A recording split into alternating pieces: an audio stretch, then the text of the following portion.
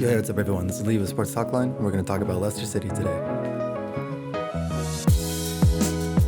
Alright, so the Foxes are second in the league right now. After finishing 9th last season, they are a top 4 contender after appointing Brendan Rodgers 10 months ago.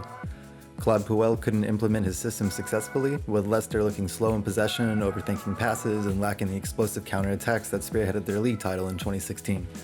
After 17 games, they had a ridiculous 0.65 goals against average, which was now down to just under 1.0 after a 4-0 defeat by Liverpool. It seems like Rodgers learned from his time at Celtic, where he had a similarly staunch defense and is applying his lessons this time around at Leicester. Why are the Foxes having so much success this year, and can they sustain it? Let's take a look. Brendan Rodgers is one reason Leicester City is improving.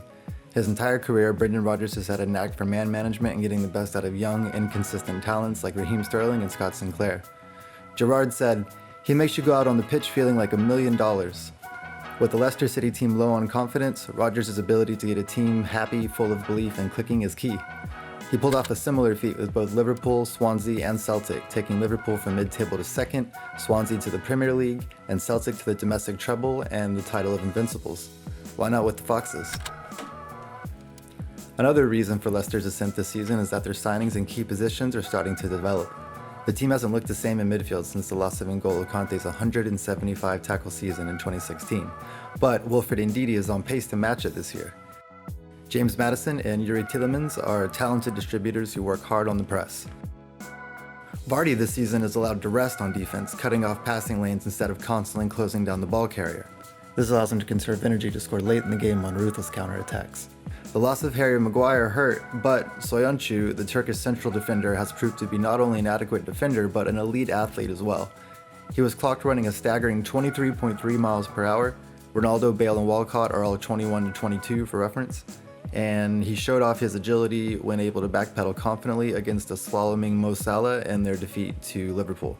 His first season under Puel was disappointing, but now the Turkish centre-back is developing into Leicester's own version of Virgil van Dijk. The signing of Rodgers and the development of key players are both happening at the best possible time for the Foxes. The 4-0 loss to Liverpool and the 3-1 loss to Man City proved that they still have some developing to do, but Rodgers took a year to work his methods into his second-place team at Liverpool, so he does need some time. He does need to be wary of bigger clubs prying talent from him, which could happen if a player becomes unhappy or impatient with Rodgers' methods. James Maddison is valued at €60 million, and many teams around Europe need a talented center-attacking mid who can also tackle. If Rodgers keeps his talent happy, and if Vardy, Ndidi, and Soyuncu all stay healthy, this Leicester team has the potential to place third and win a spot in the Champions League. This would be a huge financial boost for the club, with each team competing in the group stage of the Champions League, netting a minimum of €15.4 million and then an additional €2.4 million for each win. This huge influx of cash would give the Foxes the depth to compete against Man City and Liverpool in the coming years and establish themselves as a permanent presence in the top 4. This has been Lee with Sports Talkline. Thanks for watching. If you like these stories and you want to check out more, we have a website, sportstalkline.com. You can donate to us on Patreon. It helps keep us going. We're an independent sports journalism company, so if you like what you see, subscribe on YouTube, donate on Patreon. Thanks for stopping by. See ya.